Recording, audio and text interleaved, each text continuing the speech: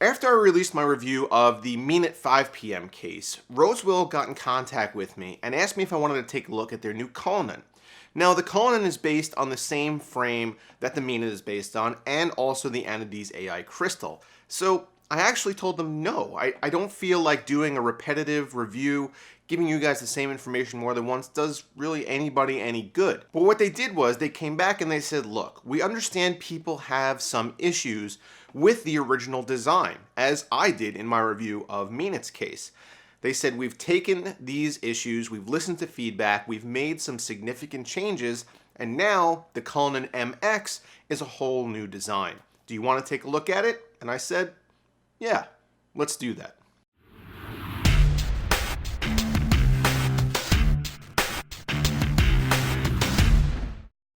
The Cullinan MX presents a fairly bold RGB-infused package right out of the box, and although it shares DNA with several other chassis, it's very clearly a product that's been designed to stand on its own.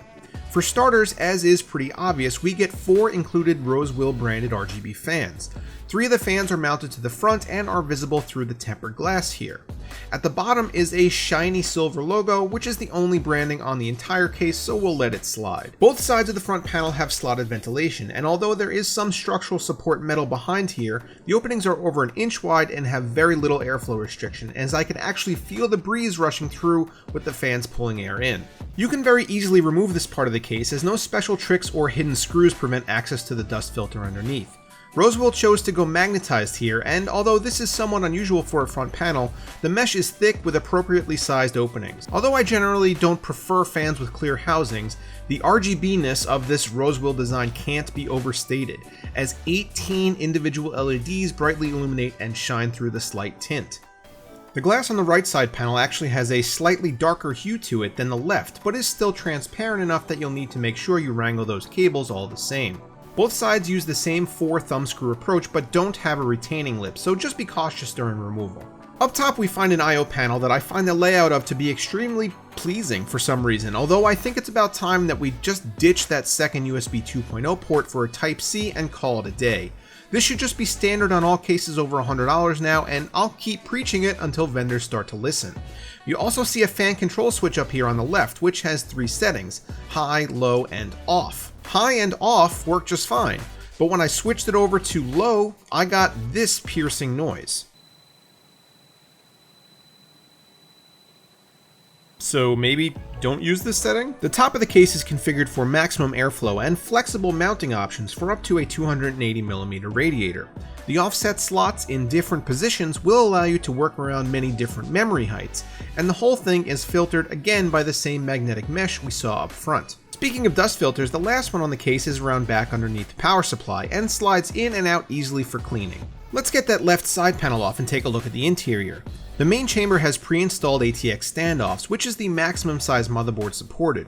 There are also numerous slots here that can be helpful for reservoir or pump mounting if you plan to go custom water cooled, which this case does support fairly well.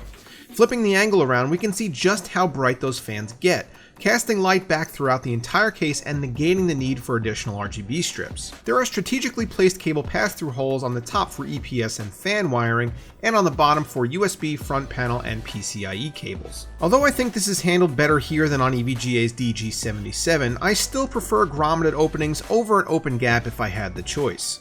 The side of the PSU Shroud is actually unexpectedly innovative in a very simple way, and I want to take a second here to talk about it.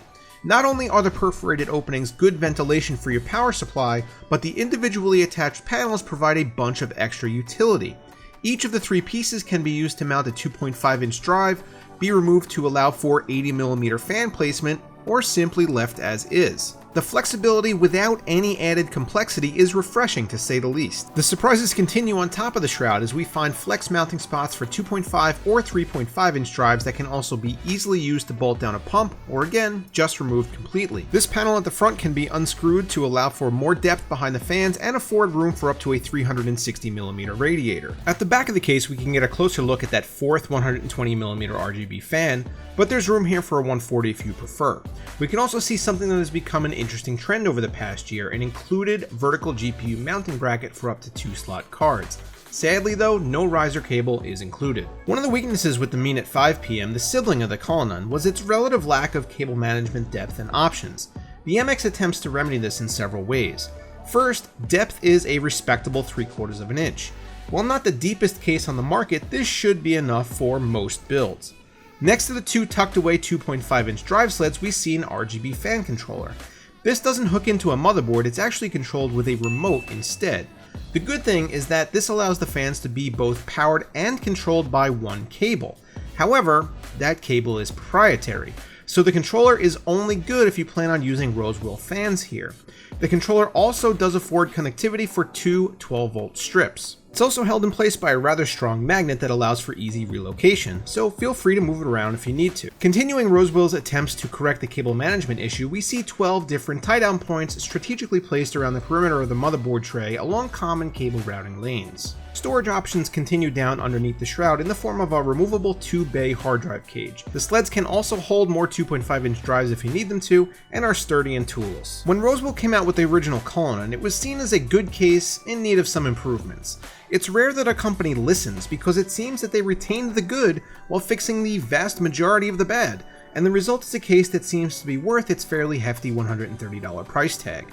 It's competing directly with the Thermaltake View 31 at this price point, and although they may be facing an uphill battle due to brand recognition, those in the know should definitely know the Cullinan MX. Thanks for watching, guys, get subscribed if you're not already, and I'll see you next time.